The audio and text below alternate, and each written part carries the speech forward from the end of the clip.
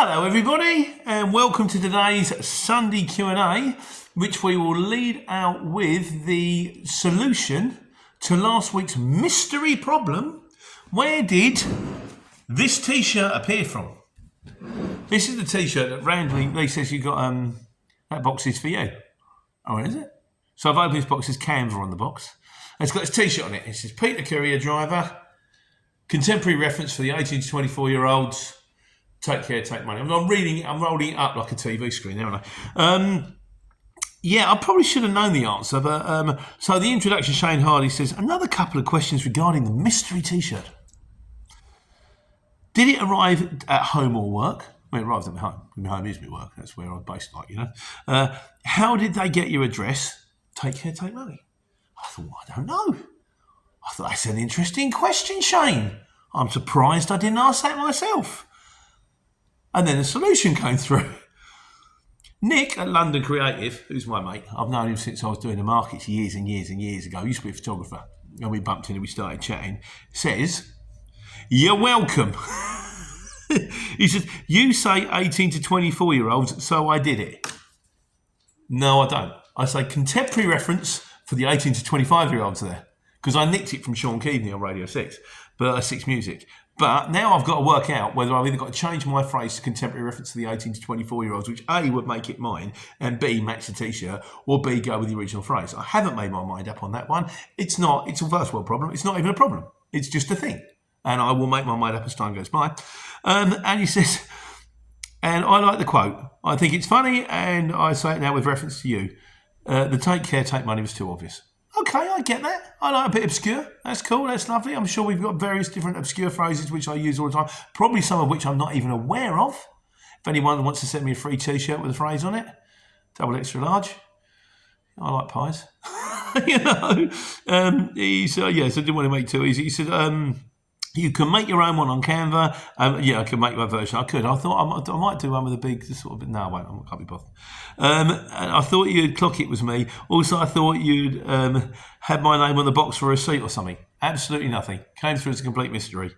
Just wanted to see if you'd guessed. No, I failed. Totally failed. There you go. I won't be giving up the courier driving as a career for a detective. Which I don't think I was about to do anyway, to be honest with you. But I'd like to say thanks very much, Nick, and I'll do him a link. He's got his own channel out there. He does vlogs and stuff like that around London. He's done like a travel vlog and stuff like that. If anyone's interested, everyone loves a subscriber. You know, he's a nice guy. It is a bit of a wild and crazy channel, I'll grant you, but then I know a lot of wild and crazy people, and I'm very lucky like that. So if it's your scene, give him a thumbs up, give him a subscribe, and you'll even leave a comment saying, like a t-shirt. There you go. So this week's video was on printers. Is it worth having a thermal printer or a printer in a van so that when the job comes through, you can print off the customer's paperwork, which means you don't have to I thought about a couple of things afterwards. You write out a generic POD because you haven't got the right paperwork. Then the job comes through and they say, we're not paying because you haven't got the right paperwork. If you've got the printer, you say, right, okay. I'm beginning to wonder, a little bit of my mate old simple Brian said a little bit less haste, more speed, or is it more speed, less haste? I was getting confused. I think it's the other way around. It's just a little bit more time looking at the job before you just fly to the destination to make sure that the postcode matches the address and everything's right, and you won't go 10 miles out your way because something was wrong. And a little more time just reading them up, going, right, I've got no paperwork with this, and I'm thinking, if you get loaded. Is it worth turning around, going, right, ringing the shipper? I mean, I would drive anyone mad, but go, right, I've been loaded. They haven't given me any paperwork. Are you okay with me making my own blank paperwork? The ball ache is if they turn around and say no, you've got to sit there for 20 minutes to wait for the paperwork, and they ain't going to pay more waiting time. But if you don't, and the job's finished, you go for all that time, hand in your paperwork, they go, that's not good enough, I'm not taking that. I once drove all the way down to Exeter and I delivered to a Lidl's, but I didn't get the right stamp on the right paperwork, they didn't pay. So I basically drove all the way from like Aylesbury to Exeter, overnighted, dropped it in the morning. The job was worth nearly a monkey and no money. No money, no honey. So I sort of like, and the other thing I thought about doing is when you finish a job, is it worth going, just to let you know, job's all finished, invoices created, PODs have been uploaded, just is there any other requests you've got? Do you need hard copy paperwork? Do you need hard copy invoices? Do you need hard copy of the PODs? Because a lot of the time you'll get to 60 days and you're going, where's my money? And they go, haven't received the original POD in the post. Well, you didn't tell me you needed that, did you really? It's delaying tactics. But if you ring them when you finish the job saying, do you require original PODs in the post? No. What's your name, sir? My name's Barry.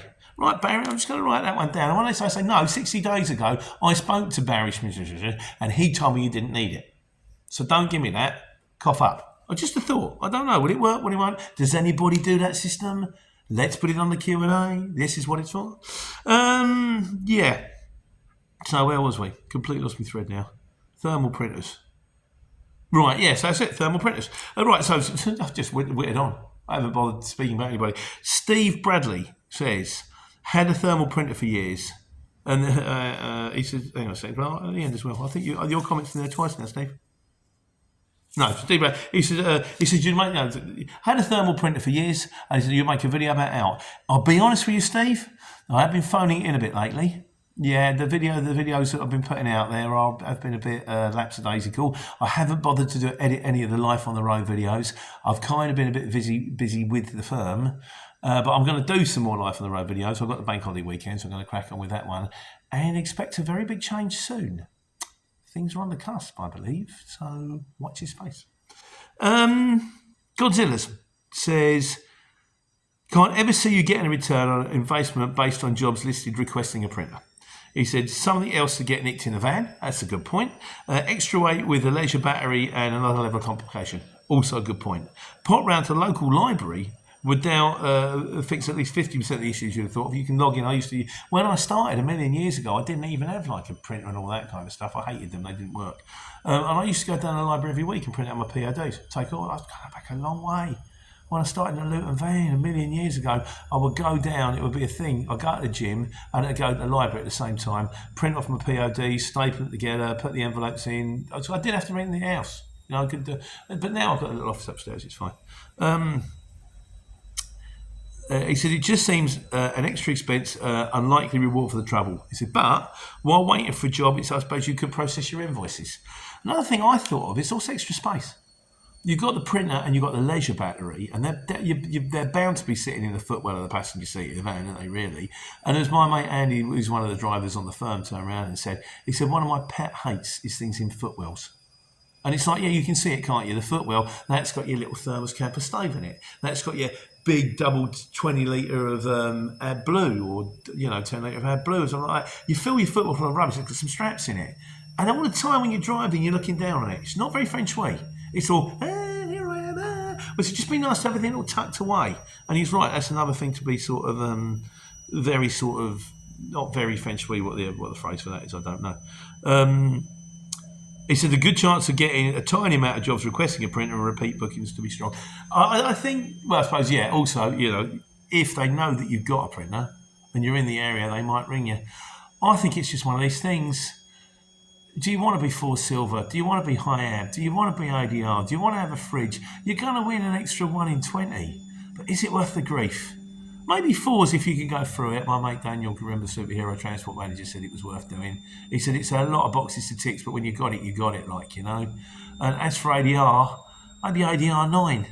Because if you can carry batteries, it's not exactly sort of, you're not carrying sort of acid, are you? You're not saying it's not like you're carrying a scene from Alien. And you do get extra money on the jobs, but to me, I don't know. Still finding my way forward. As usual, I'm sure your thoughts are much stronger than mine. Neptune Courier says, thermal paper is approximately 7p a sheet, printer 150 quid. He said, I've had one in the van for a year now, not sure I've had my money back yet. So there you go. By the way, I've got to have a chat. I haven't spoken to Neptune Courier for ages. I've got to ring him, so it's getting on. But I have got work and I would have not otherwise have got. So better than sitting there with your thumb up your proverbial. Yeah, I suppose it strikes me, is it worth having a thermal printer in the van? Maybe. It's not like yes or no, don't touch it. It's like, if you like. And there we go. Leachy says, I do wonder if you get your initial investment back. I only see 1 in 50 jobs that say they need to print documents. have a couple where they say must print paperwork and attach the boxes. That's new. One of them I taped to the boxes. When I arrived at the Gatwick cargo point, the tape failed. I recommended getting some clear getting some clear parcel tape. Again, sort of why? Sort of, are we just not getting the bird? Like, hang on, lads. I'm a courier driver. I pick up stuff that I don't know what it is. They just say pick those boxes up. I drive them somewhere and I drop them off. That's what I do. Sort of like. But while you're at it, could you please collate everything into alphabetical order and then stack the boxes sort of in colour of the rainbow? No, put it in the van. I'll drive it somewhere else. Sort it out. That's what we do. And finally, user CB, Joyce name, says, good luck picking up at Heathrow with a printed photo or getting them to print one for you. Yeah, that's kind of that. So, have you got, what do they call it? Company ID. No, but hang on a second. There you go. I don't think that's going to wash. Company ID, that's another one. Should you carry company ID? Should you get company ID? Maybe. Sometimes, probably, if you live in the M25 Heathrow area, live near Gatwick, maybe. For some people, yes. I went to some firm the other day, and they said it requires 2 forms of ID. And it was at that point I realised, I thought, I used to carry my passport with me, I don't do it anymore. So all I had was my driving licence, but I also had my driver's CPC card. I went, there you go, got that as well. And I was waiting for it to go, oh yeah, we don't accept that, mate. And he was like, yeah, it's fine. So that was some firm over Heathrow. That's kind of one of them air freighty type of things.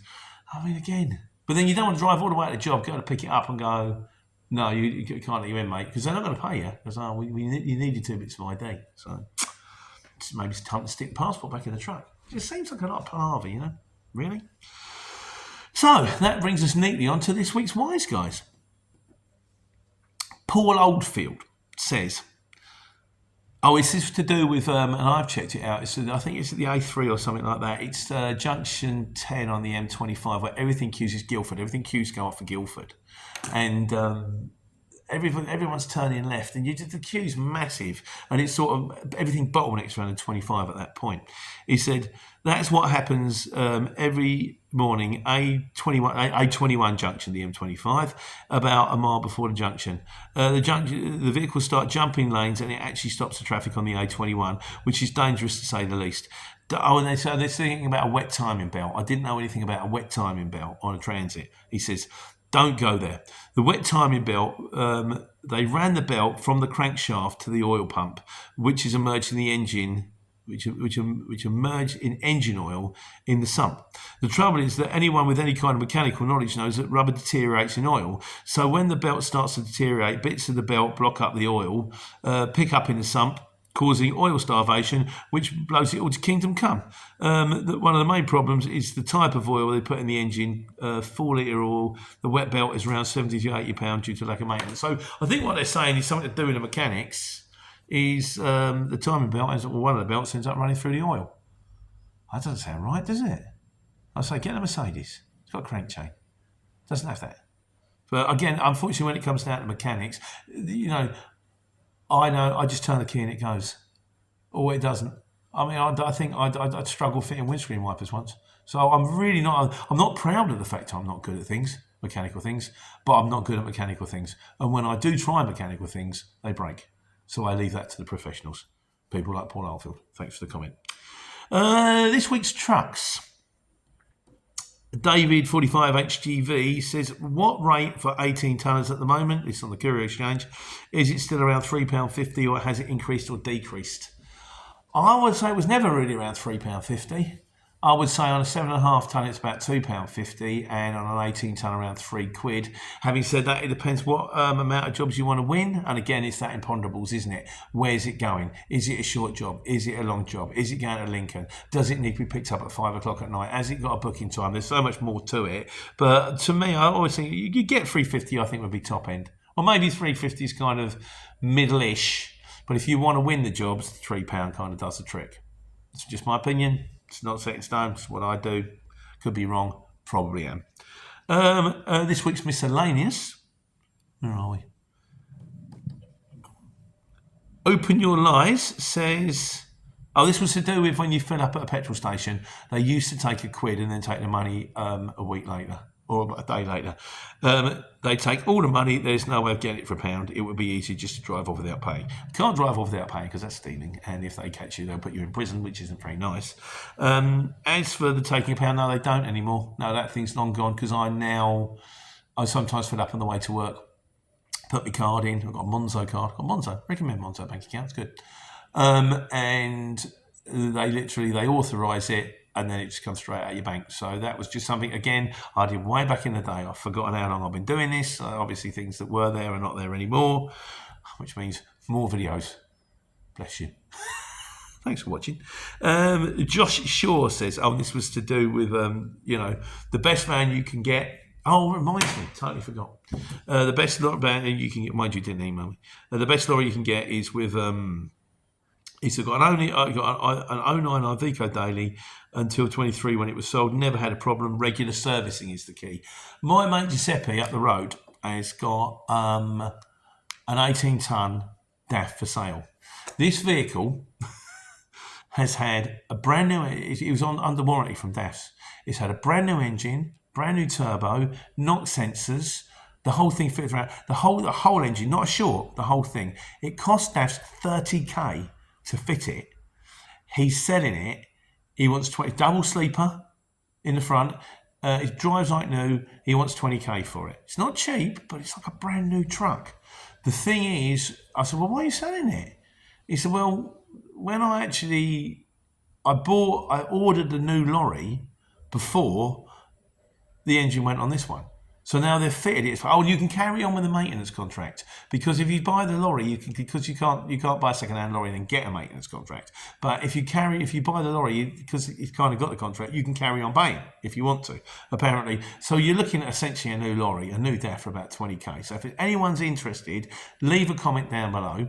And I'll stick it across to Giuseppe, or just contact Giuseppe at Amiga Couriers. He's based just outside of Dunstable at the top of the road. I'm sure you can Google it. Ring him, say, I see Pete's video on YouTube. Here you've got a truck for sale. He might have someone interested, so you might want to jump on it.